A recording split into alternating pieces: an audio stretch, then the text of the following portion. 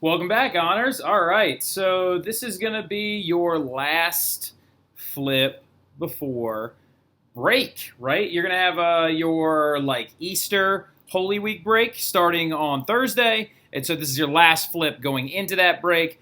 Stay tuned, though, for you will have one flip coming back, okay? And I'll post that later on in the break. And you'll also need to go ahead and read one of the chapters of All Quiet on the Western Front, which I'm going to spend break kind of pacing that whole thing out, making sure we're all in the right spots, and make sure you go ahead and have that book by the end of break. So, but let's go ahead and get into it. Let's talk about the rise of the modern period. We'll get into the Great War, but like I said, stay tuned to your email. Make sure you have those alerts on just so you can know when I send you something. But don't worry too much about it. Enjoy some time off. Y'all have been working very hard. So actually kind of get into it a little bit. Enjoy to kind of relax and not actually have to do schoolwork for a little bit, all right? So let's go ahead and get into the first thing, the modern period, shall we? Now, this big modern era that's starting to show up is very, very important because we're seeing the death of the old version of Europe, okay? So we're seeing that kind of go into decline, and we're seeing the rise of what some historians refer to as the modern period of Europe, okay? And modern period of Western civilizations in total. So now, of course, I teach Western Civ with an extremely Eurocentric lens, just due to the fact that it's, of course, it's just what I know best. And when you're looking at the trend-setting eras during the 1900s, you've got the Americans coming out of their Civil War, right, in the 1860s, and they're not really participating in these large, grandiose political trends that are affecting more of the Western sphere as much as Europe is. So getting into it, though, when we left off, the 1800s art world looked and sounded like this. Going ahead and throwing up some sweet, awesome, romantic style music. Shout out Yi Mei. She actually suggested this song for me, actually. This is Tchaikovsky's Waltz of Flowers, right? So the big thing about it is when we left off with art and culture in Europe, we were talking about the Romantic period, right? We're talking about Romanticism, emotional exuberance, da-da-da-da-da, and we looked at a lot of different examples, right? We looked at, yeah, we definitely looked at that guy. All right, wait, that's what I was going to be doing. So we left off with Romanticism. Now, getting into Romanticism a little bit, though, this, of course, being a Waterhouse piece, this is the Lady of Shalott, or Shallot is what it looks like every time I read it. Notice the big trends of Romanticism, right? Emotional exuberance, intense use of the fleet, intense response to industrialism, intense imagery of political upheaval and things like that. But you still see a hyper amount of one key thing that's very apparent in Romantic art. It's realism, all right? Realism, R-E-A-L-I-S-M. Realism is still very prevalent in Romantic art. Realism as in the imagery that is supposed to be being captured is like capturing a moment in time. Almost like photographs before photographs were super popular or super prevalent. So as you can see, it's mixing and blending these different ideas. Now keep in mind, Joseph M.W. Turner's the Fighting Tamari, and it's being drug off to be broken up. This piece actually heavily influences the next art trend that we're about to get into in 2 seconds. So kind of just take a look at this, analyze it real quick, really give it a second to sink in, and kind of notice some of the common themes. It's still very realistic, and it is using realism, but kind of notice the giant brushstrokes in the atmosphere and all of is this a sunrise, a sunset, the non-use of realism in the backgrounds and things, because that does come up later. But as we know, Romanticism didn't just focus on art, it focused on a lot of different stuff. And here, of course, is some of the intensity of Romanticism, right? Saturn Devouring His Son by Francisco Goya. Y'all did that one in your little romantic scavenger hunt, as well as the others. But Romanticism even reached out and touched architecture. There was a huge Gothic revival in the Romantic period. You saw a lot more churches being built in the old Gothic style. This is actually the cathedral in Cologne, in Germany. This right here was a... if I gave you 100 guesses, I bet you couldn't guess where this thing is located. This is actually located in Great Britain. This romantic style architecture was supposed to be a hearkening back to the architecture of India. Yes, because the British were heavily involved in India and imperializing that area, so they brought some of the architecture back with them. And this, of course, is the foyer of the Opera House in Paris. Look at the grandiose blending of hyper-intense sculpture, romantic entanglements, the lighting, the everything, right? And then you've got the Brothers Grimm, of course, finding other fairy tales like Cinderella. You've got Alexandre Dumas writing very famous pieces of work like The Three Musketeers. And then also you have, with this music playing in the background, you have this dance sensation that is taking Europe by storm. The Viennese waltz, right? So waltzing is kind of this last vestige of romantic Europe, because it was really a dance that was only danced by upper-class people. It had certain moves, and you had to know exactly how to do it, and it was a very, very big choreographed dance. A lot of y'all have seen it before because you've seen Beauty and the Beast. Belle and Beast in Beauty and the Beast, they dance a Viennese waltz, right? So, but here's the thing. Industrialism has taken over, and it has finally had its chance to spread. And so now we're seeing an expansion of economic themes and an expansion of economic interests. More people are making more money now, and these things are growing all due to this industrial aspect. And you've now got the middle class that's growing up, right? You've got the middle class that's growing, and they're like, what if I want to buy art too? Now what's happening is art is not being limited to one specific class. So when the 1900s shows up, you have the rise of modern art, music, and culture. Now, some of y'all are like, modern. Some of it you like already, and I know you do, all right? So I know you like some of it. I know Caitlin Bussey is a big fan of some types of modern art. Maybe not all of them, but some. I agree, some non-representational modern art's garbage, but like some of it's really great. So modern period of art and music and culture is going to begin, and instead, it's going to look and sound way different. Modern music sounded a lot like this. This, in the background, is Igor Stravinsky's The Rite of Spring. It's one of my favorite operas. It is very, very, very different from the Viennese waltz that you were just hearing, like demonstrated by Tchaikovsky, another Russian composer. And as you can hear, it's very like intense. It's dramatic.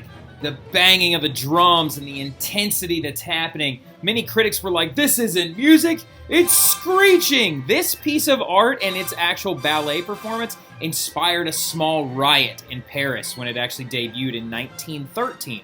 So as you can tell, modern art, just using your ears alone, modern art and modern music is going to be a huge departure from the Romantic period that came before it. The Romantic period was kind of like the emotional reaction to the Enlightenment period and industrialism, but now with modern art on the rise and industrialism on the rise, providing a new whole class of art buyers like the middle class, you're going to see things change. So first of all, modern art went through several phases. You need to know this very, very importantly. And the first one that you've probably heard of before is known as Impressionism, and the second one is known as Commercial Art or Art Nouveau, and then Post-Impressionism is also in this category. And then you have later trends, which is movement towards abstraction, like Fauvism, Expressionism, and abstract art in general. Cubism is another big one as well. So with this, though, we have a lot of little different pieces of artwork to talk about, and as you can see, this is Impressionism. Much more matching with the artistic style of the modern period after the death of Romantic art, with Impressionism being the first phase of modern art. As you can see, this is Claude Monet, one of my absolute favorites. I have seen this piece before at the Barnes Foundation in Philadelphia. And Claude Monet, as you can tell, this is called the Impressionist Sunrise. Claude Monet is moving away from that realism, and he's going to Impressionism. It's the idea that those perfect pieces of art you saw from the Romantic period are snapshots in time. But what Monet is trying to demonstrate is life happening. So there's no clean lines. There's no devoutly very specific human figures. There's flowing, the smoke in the background, in the air, in the clouds in the air. The only constant thing is the source of light, the sunlight in the background, right? The Impressionist sunrise. And these men going off to work, they're regular people, right? These fishermen right here. And you can see that the tides are moving so drastically that it's like you almost can't catch them with the still eye, that they're moving, flowing, and they have a direction, and it's a very beautiful piece. I'm a big, big fan of this one.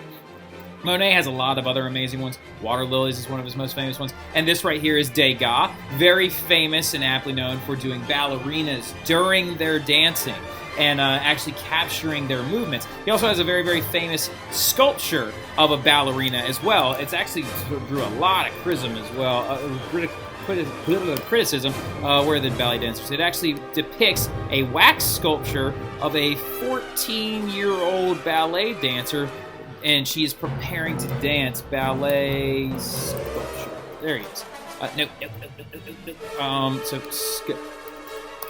Sculpture. Degas did a lot of ballet dances. He also did a lot of nudes for the very first time, which is very unlike people had not seen since the Romantic period started to kind of fizzle out. And this, of course, is Degas, one of his most famous works, The Little Dancer by Degas.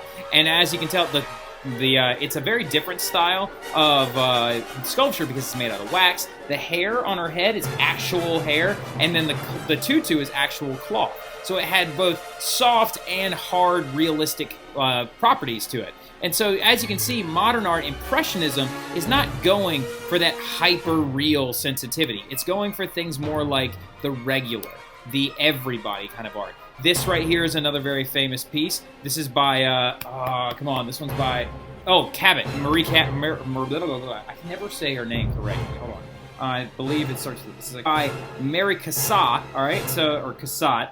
And she did a lot of very, very famous pieces of actually mothers and daughters together. This is one of her famous pieces where it's actually a mother and daughter out on a lake or a pond together. And you can see, like I said, the sweeping, flowing lines, the not necessarily realistic figures. And this is actually another piece that I can never remember who it's by, but this is to show you these are the people that are buying art now. This is the industrial middle class, and Europe has changed. Europe is dramatically different from the Romantic period that came before it, and it's now moving into a more modern era. Look at the wide boulevards that became very popular under Napoleon III's Paris. Actually, this guy named Baron de Haussmann, he's actually the one that came in and designed an infrastructure that was with big, big, big wide roads instead of the small, narrow alleyways like the 1848 revolutions were able to take advantage of and build their barricades across. So with this, you're seeing a dramatic change. You've got street lights lining the sidewalks now. You've got people moving around. You have a consumer economy on the rise.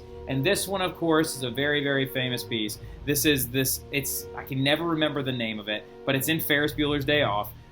It's the park. It's a pointillism piece. So speaking of pointillism, which is also an attributed style within the Impressionist sphere, this is A Sunday Afternoon on the Island of La Grande Jatte, and this is by Seurat. Now, the pointillism perspective is none of these are actually broad brushstrokes. They're all just individual, tiny, tiny little dots that were made by the painter, and they all, when you actually step back and look at them, they make the entire image. So this is the Impressionist movement, right? The Impressionist movement of modern art is moving in much more of a direction of non-realism. But then, like I said, you have a commercial revolution happening. You now have Art Nouveau and Post-Impressionism coming up. Like this, for example, is an advertisement. This is another full-color ad from the Art Nouveau period. So the Art Nouveau period is going to see a lot more sweeping lines. This is a consumer product as well. This is a hair, pick, I guess, or comb. This is a comb or pick from the Art Nouveau period, another response to this big commercial growth. But with the Art Nouveau period, look at the sweeping lines of movement, almost taking Impressionism and trying to combine it back together with that realism, kind of like trying to dig up some of that romantic vibe coming back from the dead. But then the most famous piece from the Art Nouveau period is one of my wife's absolute all-time favorite pieces. Gustav Klimt's The Kiss. She absolutely loves this piece. She had it on several different, I think on a notebook and several other different things when she was younger. I absolutely love this one. He's a Viennese artist, which means he's from Vienna in Austria. And Gustav Klimt's piece right here is very, very telling of Art Nouveau, with the vines, the wreath around the man's head, the use of floral work, but then also just, like I said, that little non-realism aspects kind of still being there. But then if you're going to talk about any particular post-impressionist, not Art Nouveau painter, if you're talking about any post-impressionist, you're talking about your boy Vincent. All right, so Vincent van Gogh. Vincent van Gogh, doing most of his work in the late 1800s, moving into the 1900s, is another vestige of this new period of art and culture that was on the rise since the end of the Romantic period. So post-impressionism is a lot different. It's a lot more about capturing different emotional qualities and not necessarily representing everything perfectly, much like Impressionism is, but then also adding to it an injection of emotion. With post-impressionist work, this one, for example, is in my classroom. This is the skeleton with cigarette. This is actually his reaction to his art schooling in Belgium, where he actually went to Belgium art school in Antwerp, and he said he never learned anything because they used to make him do paintings of skeletons that were actually mounted up like this, and this was one of his personal pieces that he never actually intended to sell. And then this, of course, is the Potato Eaters, another very famous piece of Van Gogh's, where he's trying to show kind of a scene of normalcy, and this family has nothing to eat but potatoes and coffee. And he's trying to show that look at their hands and how like knobbed up and callous they are. He's trying to show that these people toiled all day long to actually get the little bit of food that they had available. So this is a commentary on the poorer ends of society and being left behind by the wealthy, and it's also a very big commentary on him as a person, injecting again another sorrowful piece into his paintings, trying to show the really just destitute situations of the still very poor in rural areas. Then, of course, his most famous piece of all time, that being of Starry Night, but I'm not going to talk about that one for a long period of time because it's not one of my favorites. But Van Gogh is like the most famous professional post-impressionist artist, okay? And then you have even later trends coming up and even more famous artists that are going to be on the rise. This, of course, being some Pablo Picasso's earliest work. This one's in my classroom as well. This is the man with... It's not Man with Guitar, because that's the next one I'm about to say. I think this is Old Man and Guitar? Old Man and Guitar? Yeah, let me double check that, actually. Old Man and Guitar.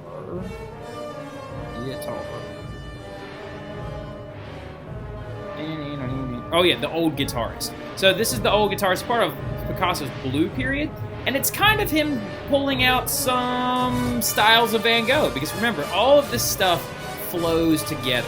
Okay? All of it absolutely flows together. So let's go ahead and drag it back out a little bit. So we moved from the Romantic period into the Impressionism movement, into commercial Art Nouveau and Post-Impressionism, and now we're moving into these later trends and movements like Picasso's work, which is going to grow into very distinct styles of art.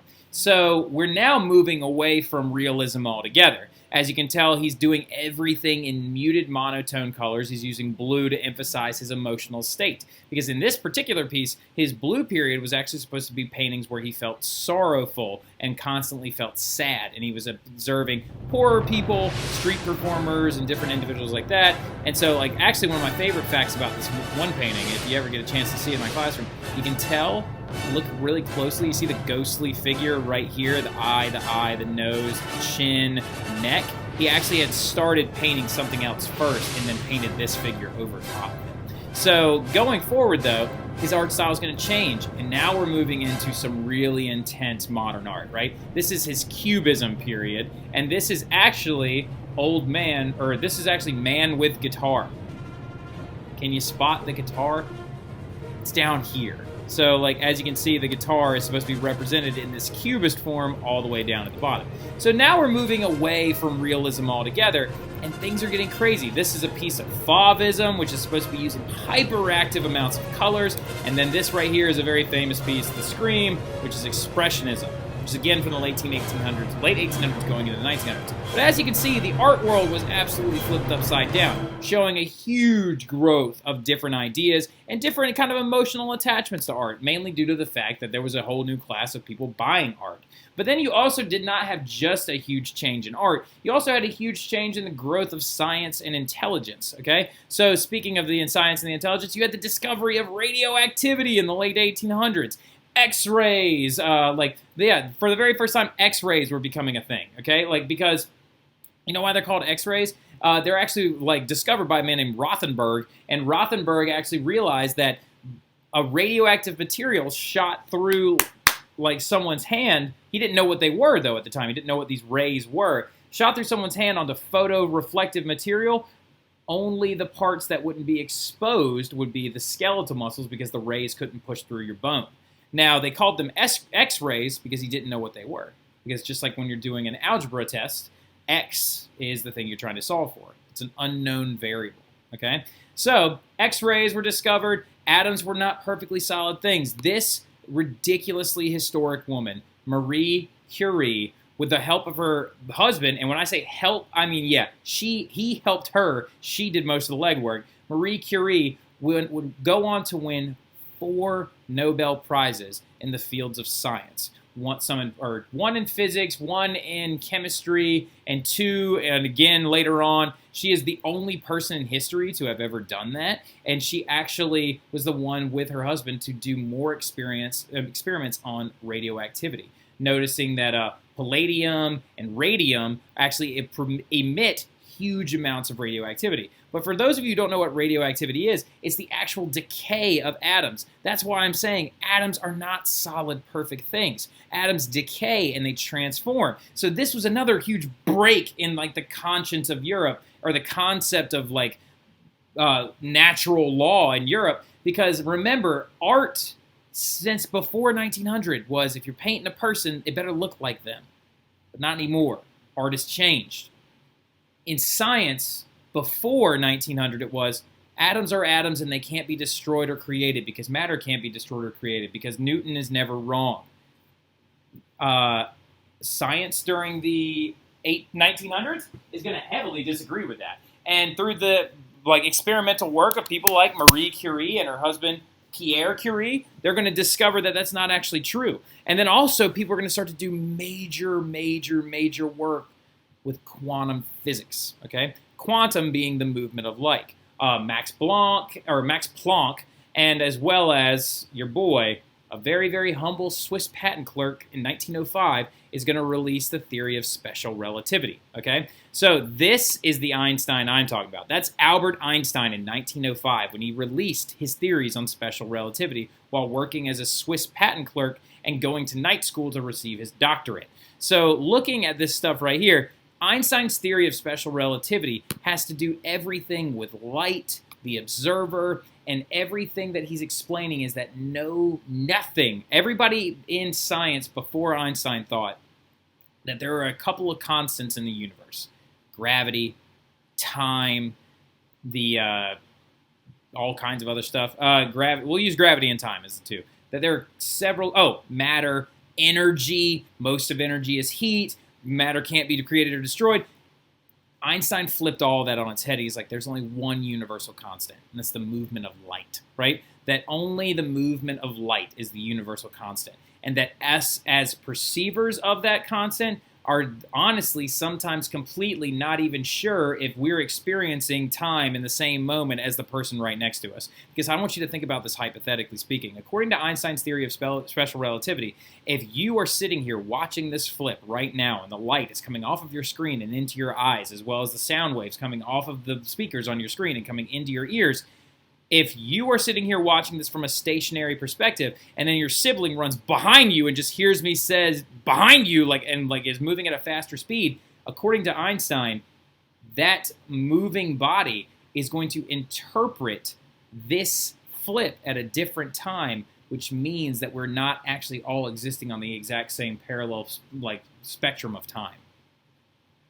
Yeah. So, like, it's absolutely insane. So he's just going to break scientific thought altogether. And then you're going to also see the birth of Freudian psychology, Sigmund Freud being specific, hence is why it's called Freudian psychology, because, look, Marie Curie has destroyed the perspectives of atoms being perfect, right, and has discovered radiation.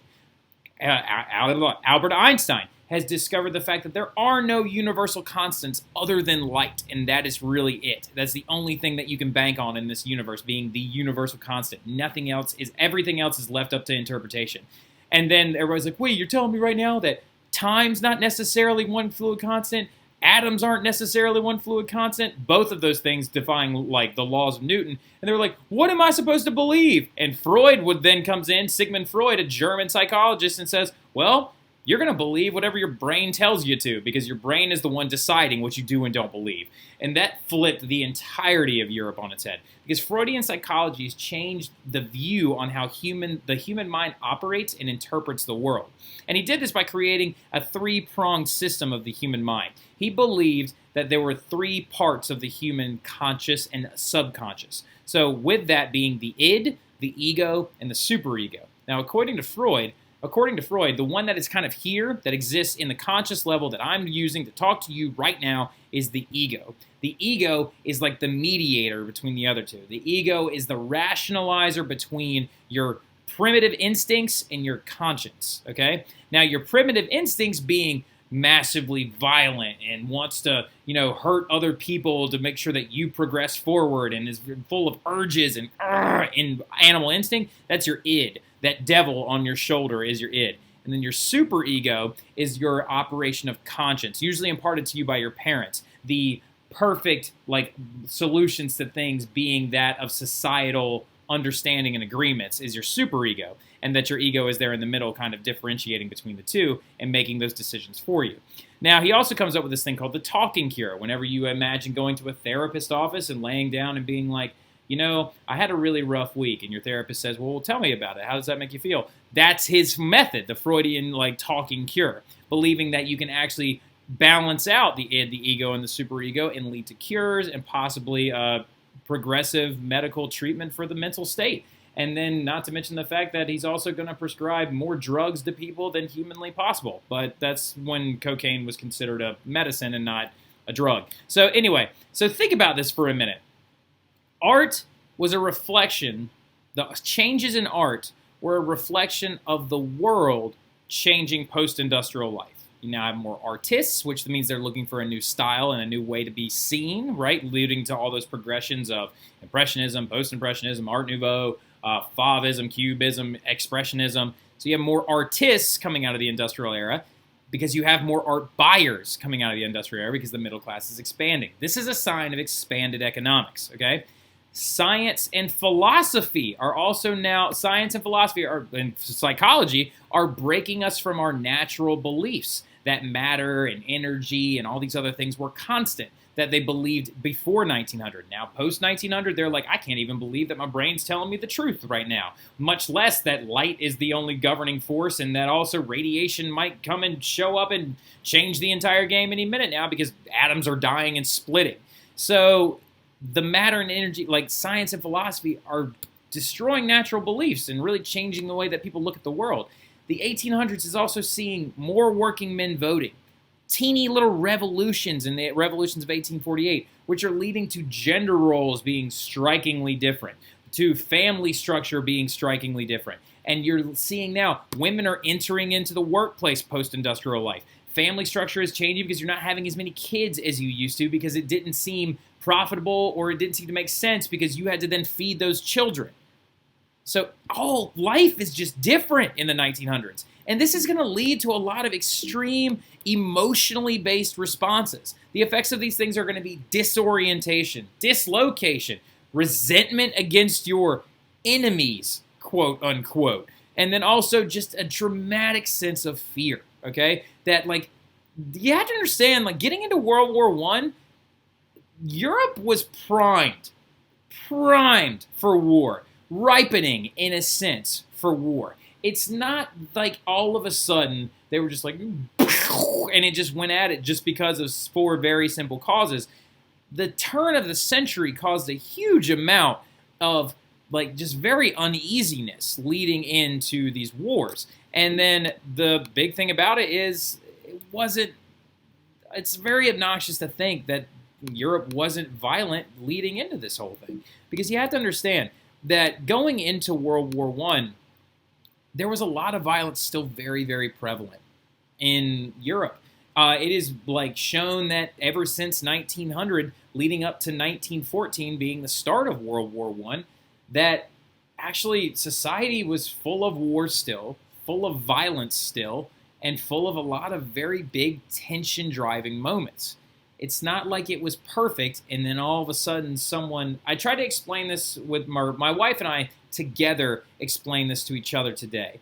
And I want you to imagine for a moment that the people that are uninformed about World War I usually think that all of a sudden someone just walked up one day, killed a guy, and if Europe was a table that was completely set for supper and had food all over it and stuff, that World War I was just some kid grabbing it underneath and flipping this table up and over, right? That's World War I, just a dramatic, all of a sudden thing. You have to understand what Europe was really like leading to World War I. It was more like that kid was standing there the whole time, deciding when he was going to do it. All right, World War I was coming. It was gonna happen.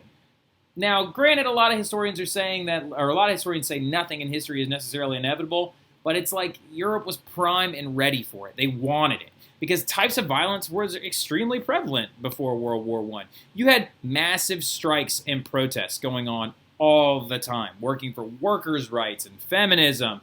You had women marching through the streets demanding the right to vote. You had workers walking through the streets demanding the 8-hour workday, better working conditions, all kind fairer wages, social welfare programs, demanding these things. And these were often suppressed with political violence or with police violence. Assassinations of political figures were huge. If you were a politician, you basically took on the idea that there's a good solid chance you were going to get shot at.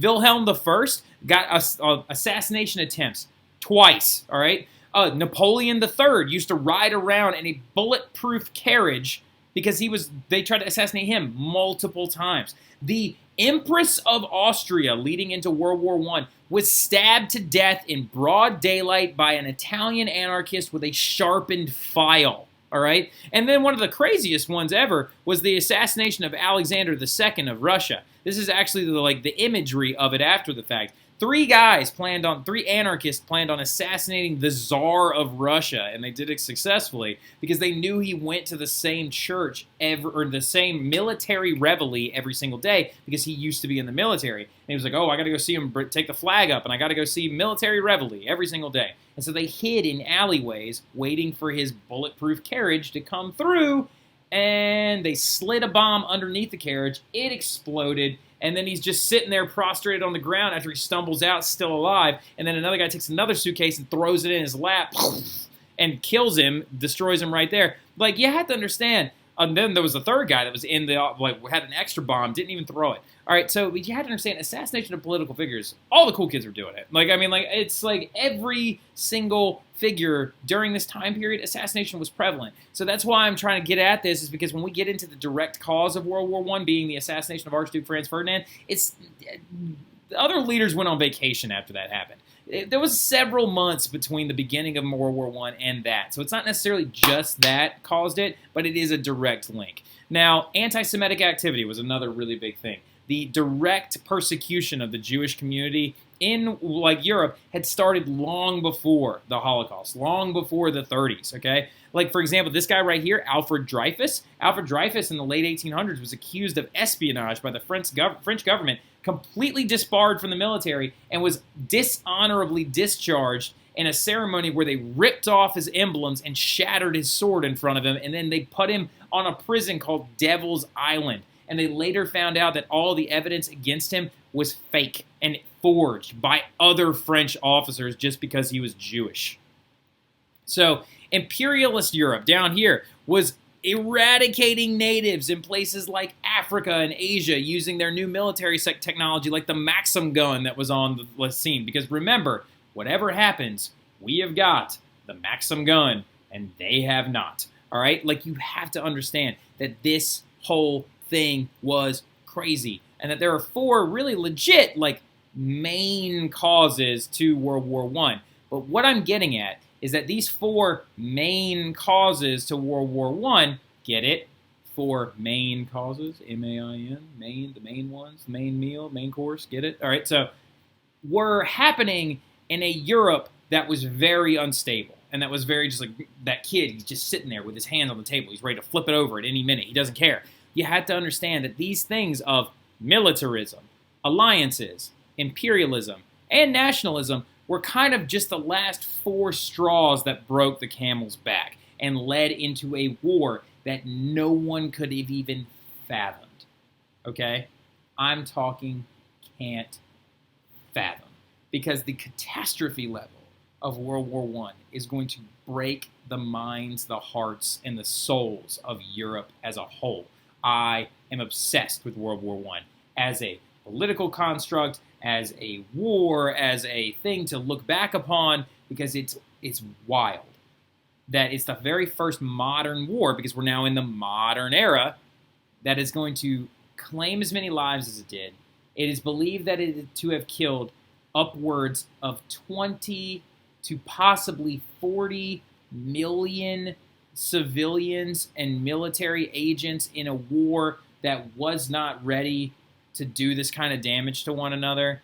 It is absolutely insane. And a lot of it is because it's considered the very first modern war. Also known as the Great War, World War I is going to last from 1914 to 1918, okay? And we are going to get into that war over break, right before you come back. I'll post a longer flip right around the beginning of, or right around the 2 to 3 days before we come back. So I'll leave it up there for y'all to watch then. But I'm going to go ahead and stop here because I just wanted you to know that Europe was crazy. All right, it was getting wild and rambunctious. But I'll talk to you about that stuff later on. I'll see y'all later. Y'all have a good one.